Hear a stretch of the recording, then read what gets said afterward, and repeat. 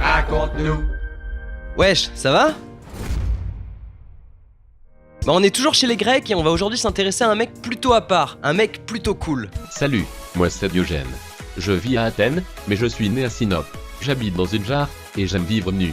Et je vous emmerde. Ouais, Diogène de Sinope, à pas confondre avec Diogène Laërce qui arrive bien plus tard, c'est un penseur grec qui a vécu de -413 à -317. À ma connaissance, il reste aucun bouquin de lui, et pourtant il est resté célèbre pour deux choses. D'abord, il a critiqué tous ses contemporains, notamment Platon, en fondant plus ou moins le cynisme, même si le vrai fondateur c'est son maître, Antisthène, mais Diogène incarna à la perfection cette doctrine, et c'est exactement la deuxième raison pour laquelle il est connu, son mode de vie punk. Selon la légende, Diogène vivait dans une grande jarre, une espèce de grand tonneau quoi, aux abords de la ville. Vêtu d'un simple manteau, d'un sac et d'une écuelle, il avait aussi une lanterne. Et il souhaitait lui-même vivre comme un chien, pieds nus et dormant à moitié dehors. Ouais, fuck de système mon gars. Et c'est de là que vient le mot cynisme, qui dérive du grec kouon, qui signifie chien. Et c'est ça qui l'a rendu célèbre. C'est le premier punk de l'histoire. Le mec qui a incarné le cynisme à fond les ballons. Genre le mec, il allait mendier auprès des statues pour s'habituer au refus. Il allait aussi se masturber en public. Et quand des mecs lui demandaient « Qu'est-ce que tu fous Diogène ?» il répondait sobrement « Ah, si seulement je pouvais faire passer la faim en me caressant le ventre. » La classe.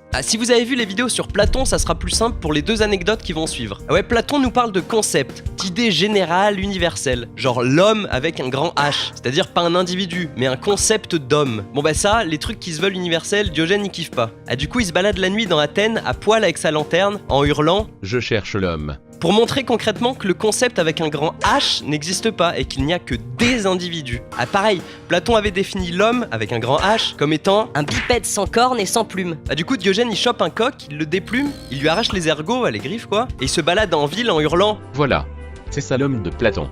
Mais l'anecdote la plus célèbre est celle d'Alexandre le Grand. L'empereur a entendu parler de Diogène et se décide à aller le voir dans sa jarre. Il y arrive, se plante devant Diogène et lui dit « Diogène, c'est Alexandre le Grand.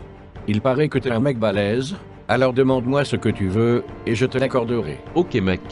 Bon, dans ce cas, dégage de devant mon soleil. Non mais comment tu parles? Tu sais qui je suis? T'es un mec bien, non? Bah ouais mon gars.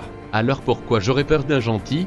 Casse-toi maintenant, lol. Légende, vérité? À vrai dire, on s'en fout un peu. En tout cas, ça reflète la pensée de Diogène et surtout sa mise en application. Le cynisme est en effet un courant de pensée qui apparaît au 4e siècle avant JC et qui a pour thème principal l'autosuffisance. On reviendra sûrement plus en détail sur ce courant de pensée en particulier, mais vous verrez qu'il y a de nombreux points communs avec ce bon vieux Épicure. Bref, pour Diogène donc, il faut se passer au maximum des plaisirs inutiles de la vie et vivre de la manière la plus simple possible. Ni richesse, ni privilèges, etc. Je vous l'ai dit, c'est le premier punk de l'histoire. Il faut s'autosuffire, refuser tout ce qui n'est pas nécessaire à notre survie. C'est un peu hardcore, mais pourquoi pas. Contrairement aux grandes écoles de l'époque, comme chez Pythagore, chez Platon, etc., pour le cynique, il n'y a pas de savoir, de technique pour devenir sage. Ça se fait comme ça, par l'apprentissage de la vie, et pas par le système scolaire, entre guillemets. Le cynique ne fait donc pas de discours, il préfère les punchlines simples et efficaces, souvent ironiques, pour montrer l'absurdité des choses. C'est pour ça que Diogène préfère l'acte à la parole. C'est pas le genre de mec à écrire 250 bouquins, à monter une académie et à théoriser sur tout ce qui bouge. Diogène, il s'en balèque. Il vit sa vie comme un chien et il est content. Comme le chien, il mord tout ce qui bouge. Il pisse où bon lui semble.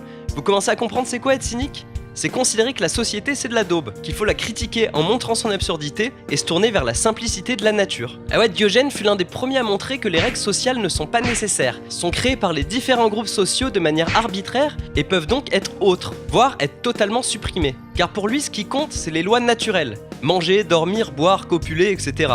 Le reste, les conventions sociales, c'est absurde, et il s'agit de les démonter avec ironie. Alors on pense qu'on veut de lui, on peut le trouver absurde, mais il a quand même contribué grandement à l'histoire de la pensée en amenant des thèmes tels que l'égalité des hommes et des femmes, la liberté sexuelle, la négation du sacré, c'est-à-dire du religieux, du sacre quoi, la contingence, c'est-à-dire l'inutilité de la politique, des lois et de l'État, la suppression de l'argent, etc., etc. Bref, Diogène est l'un des tout premiers libertaires de l'histoire, extrême dans ses choix de vie et remettant en question toutes les pensées de l'époque. Et ça, même si on le trouve débile, on peut pas lui enlever. Le cynisme lui doit beaucoup, et on verra qu'avec Épicure, ils ont permis un chemin alternatif à la pensée stricte de Platon. Comme d'hab, je vous conseille d'aller lire 2-3 trucs, car ça reste un gars assez fun à étudier. Puis comme on n'a aucun écrit de lui, on a fait le tour assez rapidement et assez simplement. Moi j'espère que cet épisode vous aura plu, et comme dirait Diogène, abonnez-vous, bande de minables.